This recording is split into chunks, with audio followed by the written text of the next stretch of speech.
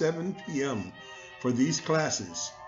We look forward to having you, and God bless you as we welcome back again to our study. We welcome you, and we thank the Lord for each and every one of you who is studying with us this study on the doctrine of hell. Today I'm going to discuss with you in a brief lesson. We're going to see if we can do this lesson in 10 minutes. But you should learn from this lesson how to explain the phrase weeping and gnashing of teeth. You should be able to explain the phrase outer darkness. And so that is going to be the objective of our lesson, is to show in the scriptures what we have found, that the phrase weeping and gnashing of teeth has nothing to do with hell, and is not talking about the hell, the traditional ideal of hell that was passed down to us from Plato and from the Catholics. It is not pertaining to that. And the words outer darkness is not pertaining to hell either.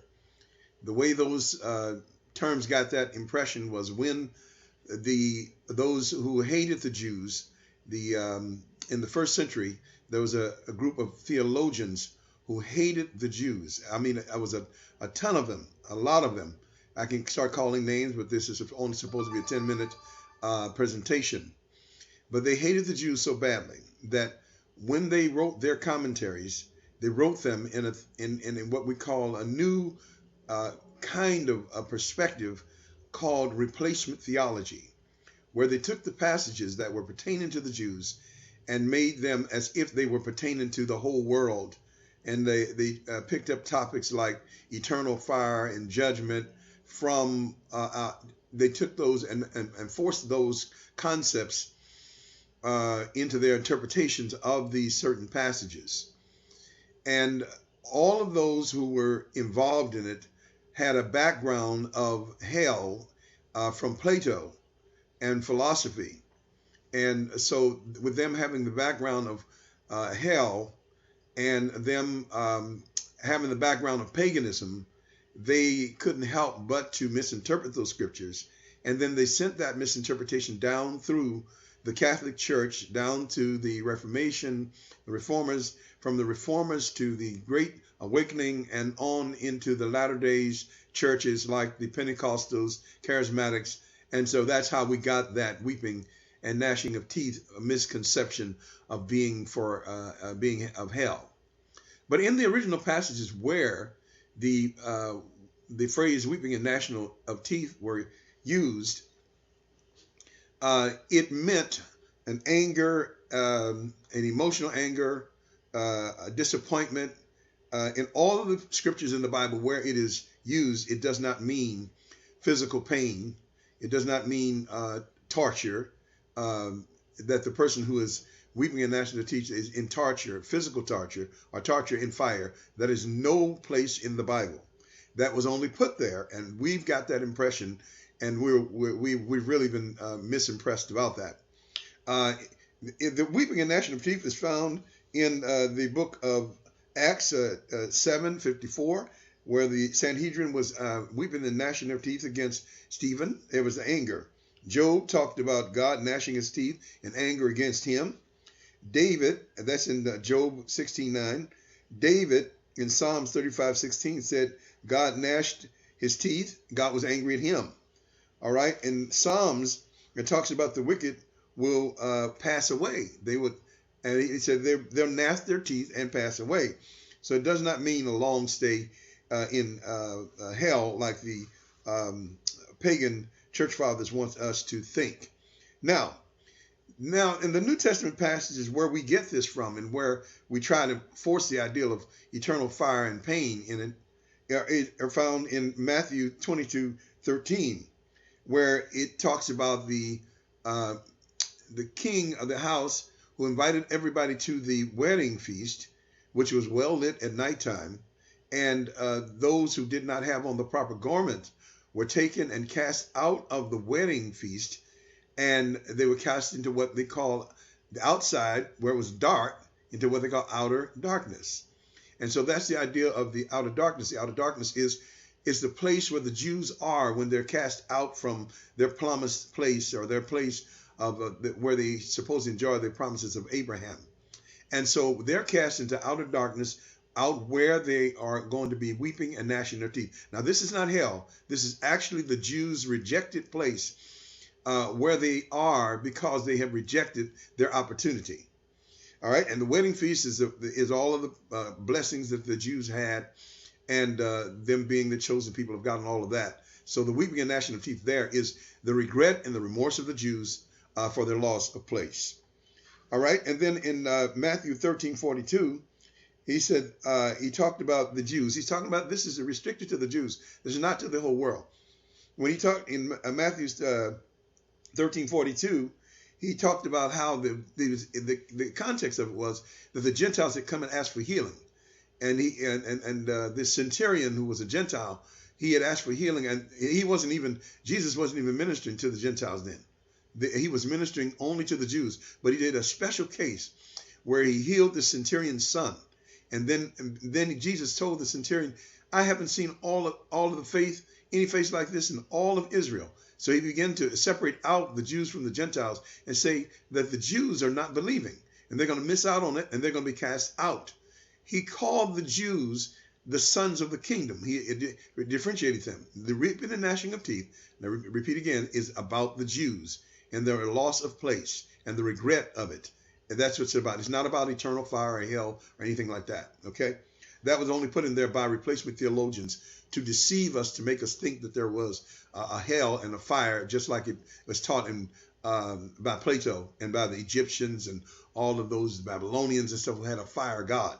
So it was their effort to make our God into a mean fire god like theirs. So they took scriptures like this to say that our God put somebody down in fire for eternity, and they were weeping and gnashing their teeth all throughout eternity. That's the impression they want you to get, and that's the lie that has been told to us.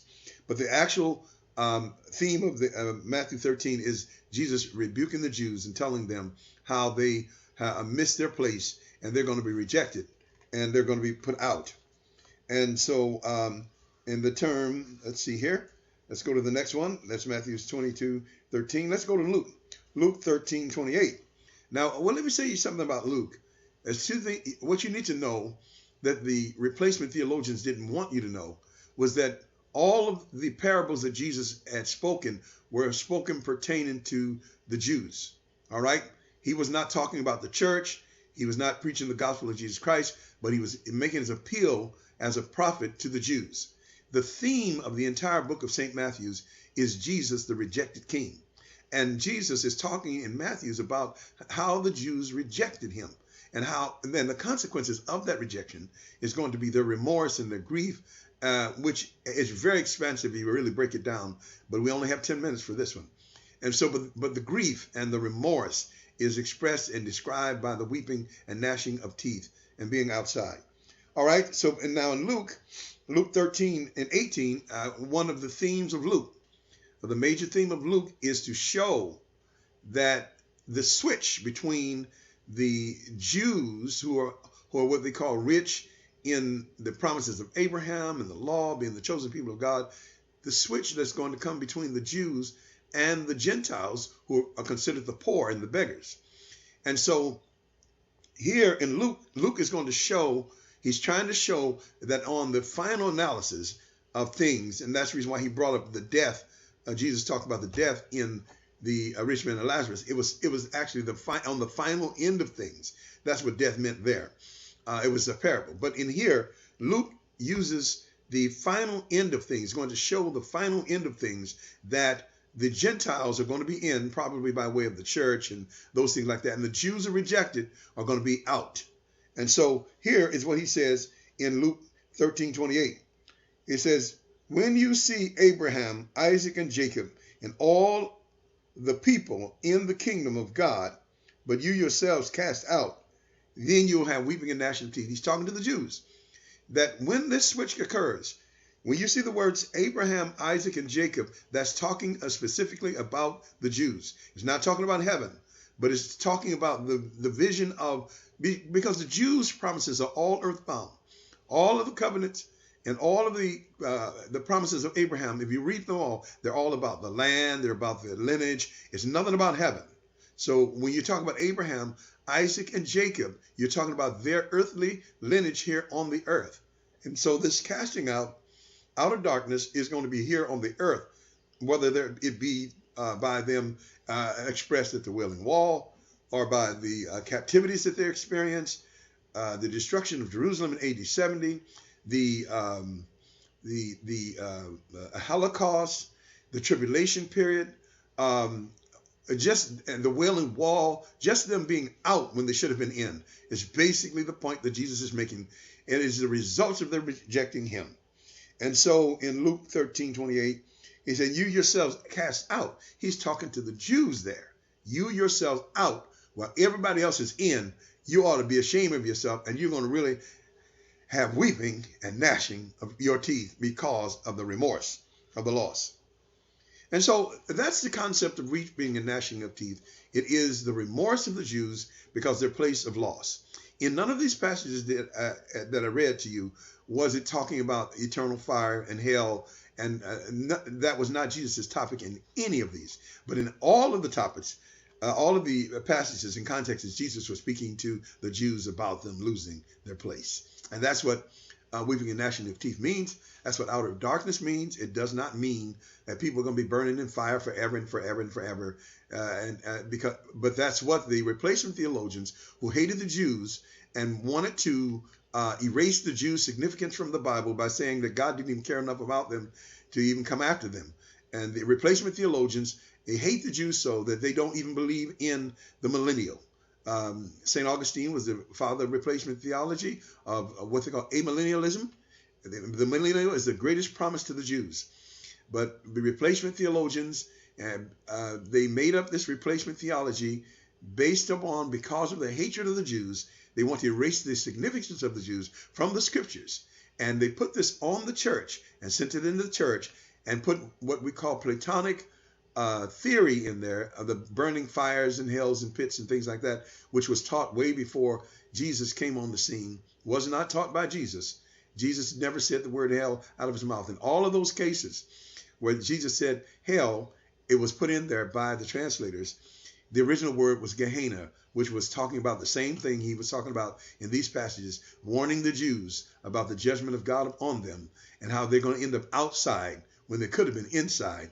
Outside, looking on the inside at Abraham, Isaac, and Jacob.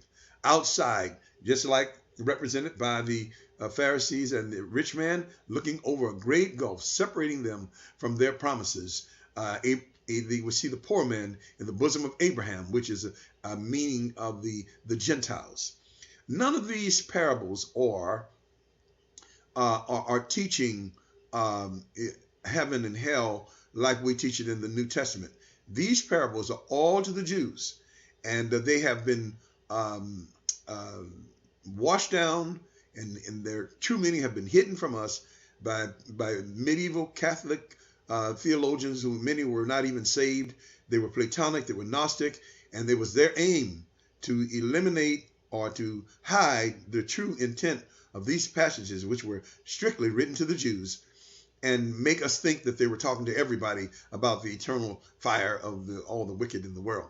So thank you very much. That's the meaning of the term weeping and gnashing of teeth and outer darkness. God bless you, and thank you for your attention. God bless you. Get the book for this series, Origins and Sources of Hell, by Dr. Lawrence Brown Jr. We cover all of the scriptures in the Bible that are claimed to be used as scriptures to support the doctrine of hell. Join us, get the book, and you'll see why we say that hell is from Plato and not from the apostles.